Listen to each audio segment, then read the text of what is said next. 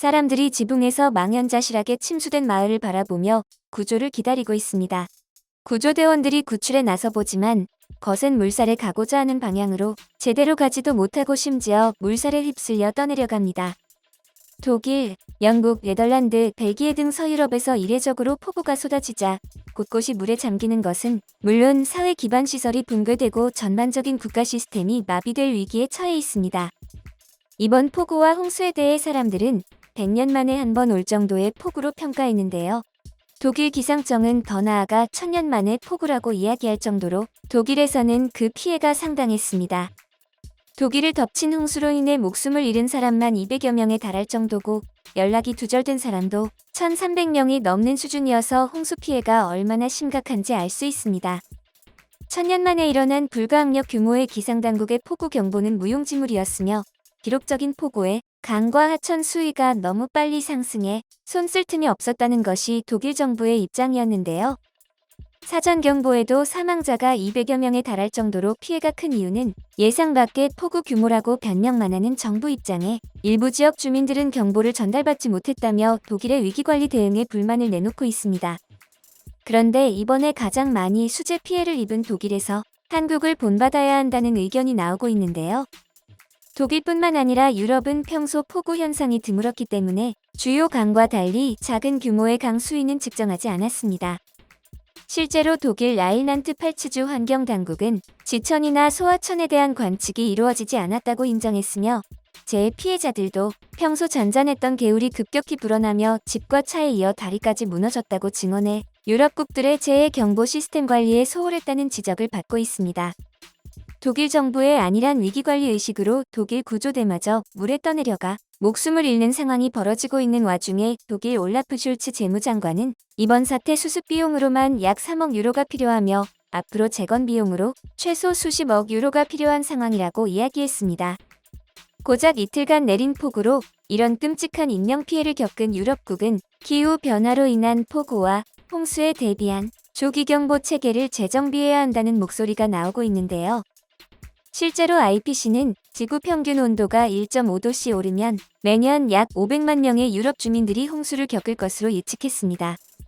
지난달 독일의 평균 기온은 19도씨로 1961년부터 1990년대보다 3.6도씨나 높아 당장 며칠 뒤에 기습폭우로 더 엄청난 폭우가 내린다고 해도 전혀 이상하지 않다는 것입니다. 기후변화로 인해 세계 곳곳에서 뜻밖의 규모의 자연재해가 일어나고 있고 이로 인해 유럽이 초토화가 될 수도 있다는 경고에 유럽인들은 그 책임을 중국에게 묻고 있습니다. 한 국가에게 기후에 관한 책임을 지운다는 것이 굉장히 큰 비약 같지만 실제로 여러 자료를 통해 본다면 그렇게 큰 비약만은 아닙니다. 2019년 중국의 온실가스 배출량이 미국과 인도, 유럽을 합친 것보다 더 많다는 분석이 나오자 중국은 처음으로 전 세계의 탄소 중립을 실현하겠다는 목표를 제시했습니다. 하지만 중국은 지난 3월 탄소 감축 목표와 관련한 구체적인 업무를 환경부가 아닌 경제부처에 위임하면서 많은 전문가들은 중국 경제를 총괄하는 경제부처에서 경제에 중점을 두어 탄소 배출 제한 의무를 제대로 시행할지 의문을 제기하고 있습니다. 이에 미국 월스트리트 저널은 중국의 기후변화 대응이 오히려 후퇴될 것이라고 보도하기도 했는데요. 중국이 탄소 배출의 해결책 중 하나로 전기차 보급을 늘리고 있고 실제로 보급률 또한 무섭게 상승하고 있지만 이는 배터리나 전장산업 시장 선점 효과를 노리기 위해서인데요. 겉으로만 탄소 중립을 외치며 환경 보호에 동참하겠다고 나섰지만 실은 이를 앞세워 또다시 돈만 벌어보려는 속셈이었던 것입니다. 이뿐만이 아닙니다. 중국에서 외치고 있는 목표와 현실이 동떨어지고 있는 상황입니다.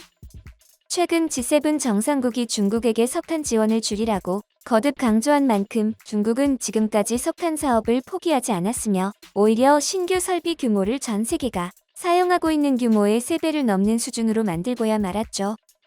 유럽과 미국 등 세계 주요국들이 탈탄소에 바쁘게 움직이고 있는데 중국은 최근까지도 전 세계적으로 금지된 프레온가스를 매년 7,000톤씩 배출하고 있었던 사실이 밝혀져 세계 네티즌들의 질타를 받고 있습니다. 염치고 뭐고 아무 것이나 돈 되는 것이면 좋다는 중국의 뻔뻔함에 중국을 국가봉쇄 수준으로 고립하는 것이 전 세계의 피해를 막는 방법이라는 이야기까지 나오고 있습니다. 기상이변의 빈도와 강도가 갈수록 높아지고 이로 인한 인명피해가 전 세계적으로 심각한 상황에서 현재 유럽에서 가장 시급하게 할 수밖에 없는 것은 신속한 재난수습 복구와 재발 방지 대책일 것입니다. 우리나라 또한 자연재해의 피해에서 안심할 수 없는 국가인데요. 그렇기 때문에 매년 자연재해와 싸워오며 상당한 노하우를 가지고 있는 것이 사실입니다. 이번 달 초 부산에서는 바다의 만조시간대와 늦장마의 장대비가 쏟아지는 시간이 겹쳐 도심 하천 일대가 범람하는 참사가 발생했는데 부산시는 주민에게 긴급 대피 명령을 내리고 소방본부가 신속하게 출동하여 빠르게 피해를 복구할 수 있었습니다. 특히 작년 같은 경우 한국의 전 지역이 장마와 태풍으로 피해를 입어 이로 인해 각종 도로는 물론 아파트 주차장마저 침수되어 한동안 침수 차량 매물이 쏟아졌었는데요. 그럼에도 불구하고 대부분 하루나 이틀 만에 신속하게 복구해서 놀라움을 안겨주었습니다. 정부 주도의 발빠른 복구 대처, 그리고 시민들의 자발적인 구조 봉사활동뿐만 아니라 유럽에서 가장 주목하고 있는 것은 바로 대한민국 군인들입니다. 작년 홍수로 강원 인제군 산골 마을의 유일한 다리가 끊어지자 주민들은 한동안 음식은 물론 가축 사료 반입이 불가능해지면서 고립되었는데요. 우리나라 육군 장병들이 다리를 복구하기 위해서 간편조립교 건설을 위해 투입되었습니다. 3군단 공병여단 장병 70여 명은 육군 작전용 교량인 간편조립교를 무너져 내린 교각 위로 구축했는데요. 무게 30톤짜리 다리를 만드는데 불과 3시간밖에 걸리지 않았지만 그 과정이 간단한 것은 아닙니다. 모듈당 무게가 수백 킬로에 달하는 자재들을 장병 3명에서 6명이 한 조각에 옮기고 20교절로 나눠진 교량 조립도 직접 손으로 하기 때문에 군대에서도 장관 조립교 조립 업무는 극강 난이도 보직 탑3에 들어갈 만큼 어렵고 위험한 작업이라고 할 수 있습니다. 하지만 대한민국 육군은 전시에 아무런 장비가 없는 상태를 가정해 설치 훈련을 받아왔기 때문에 신속하고 안전한 교량 설치가 가능했는데요. 전시 대비가 아닌 집중호우가 내리는 시기에도 아무 장비 없이 손으로 다리를 뚝딱 만들어내며 수재민을 돕는 한국 군인들을 보고 해외 많은 네티즌들은 한국만 있는 독특한 문화라며 놀라움을 금치 못하기도 했습니다. 철저하게 갖추어져 있는 재난복구 매뉴얼, 군인까지 투입해 피해 복구에 나서며 피치 못할 사고로 누군가가 곤란에 빠지면 너나 할 것 없이 빠른 시간 안에 원상 복귀시켜 직성을 풀고야 마는 한국의 모습은 너무도 당연해 다른 나라에서 비슷한 상황 몇 사례만 찾아보아도 확연하게 비교된다는 것을 실감할 수 있습니다.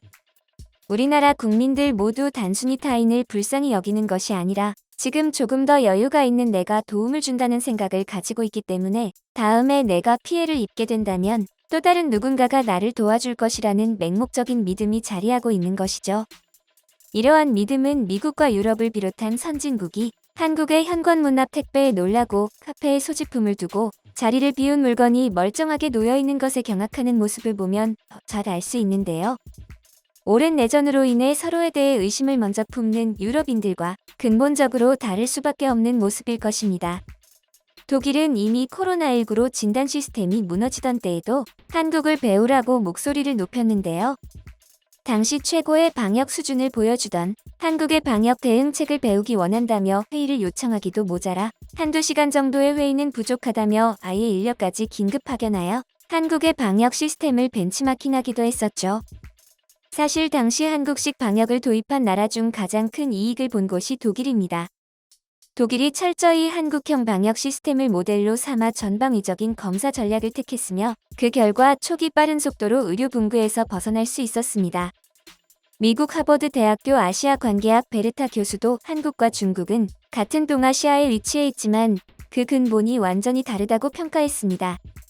그는 과거와 현재를 짚어 극동아시아, 한중일 세 나라의 관계를 근거로 한국인의 우월성을 주장하였는데요. 중국이 무너지고 교체되며 정복한 부족이 주도권을 잡아 역사의 명맥이 끊겼지만 한국은 몇 세대에 걸쳐도 동일한 정체성으로 정의로움을 고수할 수 있다고 이야기했습니다. 베스타 교수는 신기할 정도로 뛰어난 한국인 특유의 단결력과 국난 극복은 한국이 전 세계에서 거의 최초로 온전한 의미의 국가를 완성한 나라이기 때문에 그렇다고 이야기했습니다. 서구권에서 19세기 유럽 역사가에 의해 국가이란 개념이 탄생하기 이전부터 한반도에서 살아온 한국인들은 국가이자 민족이자 공동체로 한국을 유지하고 계승해 역사적 영토와 설화, 역사적 기억을 나누는 응집력 역시 남다르다고 강조했습니다. 어른 아이 할 것 없이 피해 현장에 몰려가 잔해를 치우며 피난민들과 봉사대원들에게 먹을 것과 마실 것을 준비해주는 장면도 한국에서는 흔하게 볼 수 있는 모습인데요. 눈앞에 보이는 이익이 없다면 쳐다보지도 않는 중국인들이나 일방적인 기부로 생색을 내려는 마음가짐이 배인 서양인들과는 사고방식 자체가 다른 것입니다. 데스타 교수가 중국을 비롯해 근본부터 다르다고 말한 한국의 고집스러운 정의로움은 인간의 힘으로는 도저히 대비할 수 없는 각종 자연재해가 만연한 미래에 믿을 만한 파트너를 찾는 것이 생존이 된 현재 돋보이는 것이 아닌가 싶습니다.